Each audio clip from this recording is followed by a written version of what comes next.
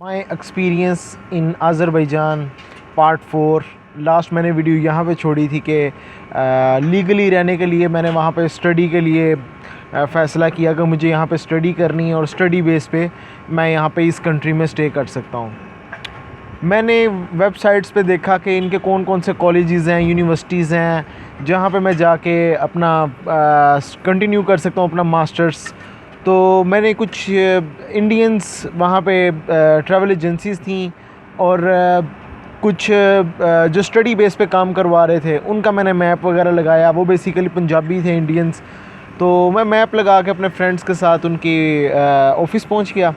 वहाँ पे जाके मैंने उनसे खैर पूछा कि मुझे आप बताएं कि मैंने यहाँ पे मैं विज़िट में आया हुआ हूँ, मुझे स्टडी आगे करनी है इस कंट्री में, मैं लीगली रहना चाह रहा हूँ, तो मुझे तरीक़ाकार बताएं क्या क्या तरीका है यहाँ पे।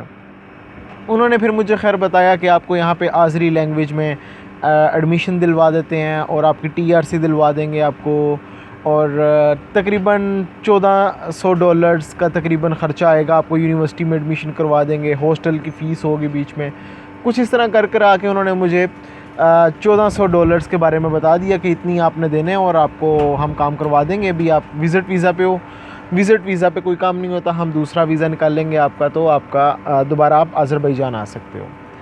मैंने कहा चलें ठीक है। मैंने इस बारे में संजीदगी से सोचा और मेरे फ्रेंड्स मुझे कह रहे थे कि यार क्यों आप ऐसे स्टडी के ऊपर अपना टाइम वेस्ट करोगे यहाँ पे अब रह के। तो उसके बाद उन्होंने फिर मुझे और 2-3 ऑप्शंस भी दी कि आपको जो स्टडी कर रहे होगे 2-3-4 महीने बाद, 6 महीने बाद तुर्की का टूर लगवाएंगे आपका, फिर उसके बाद हम रशिया का आपका वीज़ा लगवा देंगे, फिर ऐसे 1-2 टूर करने के बाद हम आपको पोलैंड ले जाएंगे, लीगली तौर पर हम आपके वीज़ा लगवा देंगे। तो मैं बड़ा एक्साइटेड था। मैंने कहा अच्छा चलें ठीक है। मैंने इस मामले में बहुत ज़्यादा सोचा और अपने फ्रेंड से भी कहा यार मैं तो यहाँ पे स्टडी करूँगा, मैंने आज़रबैजान में रहना मुझे बहुत पसंद आया बाकू। खैर फिर हम कुछ वक्त गुज़रा, उसने कहा चलें सोचेंगे हम भी इस बारे में। फिर हमें वहाँ पे एक और पाकिस्तानी मिला, फैसलाबाद से था। खैर उसकी वाइफ जॉर्जियन थी, वो अपनी जॉर्जियन वाइफ के साथ वहाँ पे आया हुआ था। जॉर्जिया बाय रोड जाना था, बेसिकली उसने बाय एयर जाना था।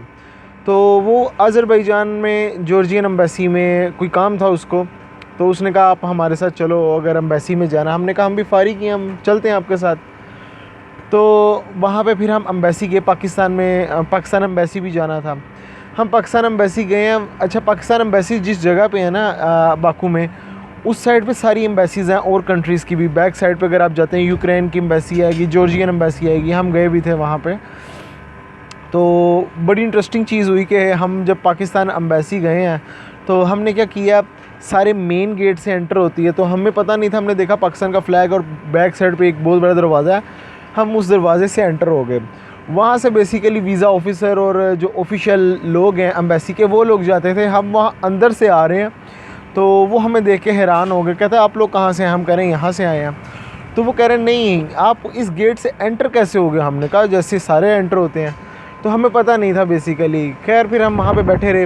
वो पाकिस्तानी जो एम्बेसी में काम करने वाले थे, जो अंदर ऑफिसर्स थे, खैर वो अमला पाकिस्तानी एम्बेसी का बहुत कोऑपरेटिव था और पाकिस्तान बहुत ज़्यादा हमसे अच्छे तरीके से उन्होंने डील किया। बहुत हमारे साथ बैठ के जैसे दोस्तों के साथ बात करते हैं वैसे उन्होंने हमारे साथ बात की।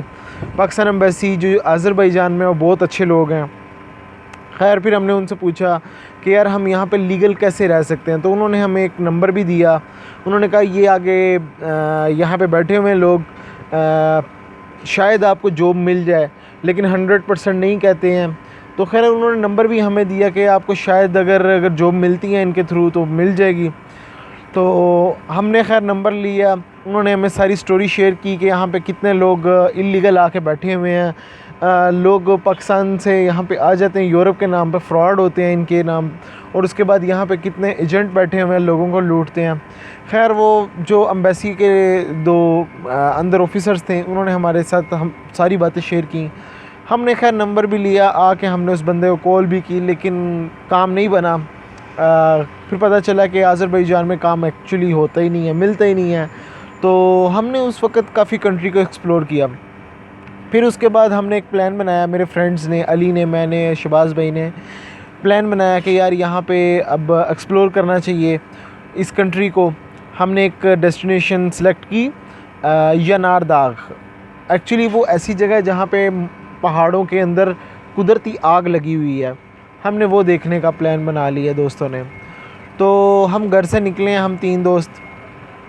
जब घर से निकले हैं हमने ऐसे ही पहले तो हमने बस लेके हमें उसने एंड तक पहुंचाया। फिर हमने शायद ट्रेन चेंज की। फिर वहाँ पे उसने जहाँ पे उतारा उसने कहा यार ये लास्ट स्टॉप है। बेसिकली वो बस का लास्ट स्टॉप था। उसने कहा यहाँ से अब बाहर सिटी के बाहर दूसरी एक बस जाएगी आपको, जो कि यानारदाग लेके जाएगी। यानारदाग एक जगह। हम वहाँ पे थोड़ी देर खड़े रहे। हमने देखा कि ऐसे तेल निकल रहा है वहाँ से ना, मशीन लगाई हुई है। हम एक जगह पे खड़े हैं, सामने एक प्लॉट है, प्लॉट के अंदर उन्होंने मशीन लगाई हुई है, क्योंकि वो जो खित्ता है वो कुदरती गैस और तेल से माला माल है। वहाँ पे मशीन लगाई हुई है, मशीन के थ्रू वो ज़मीन के अंदर से तेल निकल रहा है। हमने वो देखा। उसके बाद यानारदाग की तरफ बस आई है, हम उसमें बैठे हैं। तो वहाँ से हम एक जगह पे उन्होंने जाके उतारा। फिर हमने टिकट ख़रीदी वहाँ से। हम जब वहाँ पे एंटर हुए हैं, जैसी सीढ़ियाँ नीचे उतरे, सामने एक पहाड़ था। पहाड़ की साइडों पे ऐसे आग लगी हुई है जैसे किसी ने ख़ुद लगाई हो। तो फिर हमने उसके पास जाके मूवीज़ वगैरह, पिक्चर्स वगैरह भी उतरवाई। फिर उसकी हिस्ट्री उन्होंने बताई कि यहाँ पे जब बर्फ़बारी होती है 4-4 फुट 6-6 फुट भी बर्फ़ पड़ती है, ये आग ऐसी जलती रहती है। फिर हमने देखा है बहुत सारे टूरिस्ट वहाँ पे थे, कुछ कैनेडियंस थे और अमेरिकन्स थे, कुछ यूरोपियंस थे। बहुत सारे टूरिस्ट उस जगह को देखने आए हुए थे। तो खैर वो बेसिकली जगह ऐसी थी कि पहाड़ के अंदर गैस थी बहुत ज़्यादा, तो उसकी जगह पे आग लगी हुई है और वो कोई बुझा भी नहीं सकता, कुदरती है। फिर हमने प्लान बनाया। हमें किसी ने बताया कि वहाँ पे एक जगह आतिशकदा को आपने देखना हो, आप उस जगह पे जाओ, फिर आपको इस चीज़ की समझ आएगी। आतिशकदा को आपको समझना पड़ेगा पहले। हमने प्लान बनाया आतिशकदा जाने का। हम वहाँ से फिर हमने बस से और ट्रेन वगैरह चेंज की और आतिशकदा को पहुँचे। आतिशकदा जब हम गए हैं, वो बेसिकली बहुत हज़ारों साल पुरानी वो एक जगह जहाँ पे हिंदू मज़हब के हवाले से था, आतिश परस्त जो लोग थे उनका वो बेसिकली टेंपल था। हम वहाँ पे गए। हमने वहाँ पे जाके उनकी पुरानी चीज़ें देखी। उन्होंने बेसिकली अंदर जैसे हज़ारों साल पुराना उनका कल्चर था वही उन्होंने बनाया हुआ था, और अंदर वही फायर जो माउंटेन्स के अंदर लगी हुई थी कुदरती, उस तरीके से 2-4 जगह पे हमने देखी उस आतिशकदा के अंदर लगी हुई है, इस तरह आग लगी हुई है। फिर हमें पता चला ये चीज़ उस चीज़ से रिलेट करती है।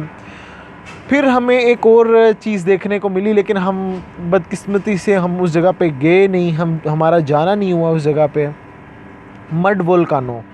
मड वोल्कानो बेसिकली बाकू से कोई मेरे ख़्याल में कोई 70 किलोमीटर आई थिंक से दूर है। हम गए नहीं, हमने पता किया था, लेकिन उस जगह पे जाने के लिए एक तो टाइम रिक्वायर्ड था, काफ़ी दूर थी और काफ़ी पैसे भी वो चार्ज कर रहे थे। तो फिर हमने उस चीज़ को स्किप कर दिया टाइम ना होने की वजह से। वो बेसिकली जगह ऐसी थी कि कुदरती, जैसे गारा कहते हैं जिसे आप, कुदरती वो गारा और उसके अंदर से गैसें निकलती हैं, जैसे कोई कीचड़ पड़ा होता है उसके अंदर से ऐसे बुलबुले से उभरते हैं। और वहाँ पे जाके वो, अगर आपके पास लाइटर या कोई माचिस वगैरह हो, जब ऐसे बुलबुले आ रहे हों, आप यहाँ पे माचिस वगैरह या लाइटर से आप जलाओ तो वो सारी चीज़ जल जाएगी, जिससे आग लग जाएगी। वो भी कुदरती है, क्योंकि वो अज़रबैजान गैस और तेल की दौलत से माला माल है।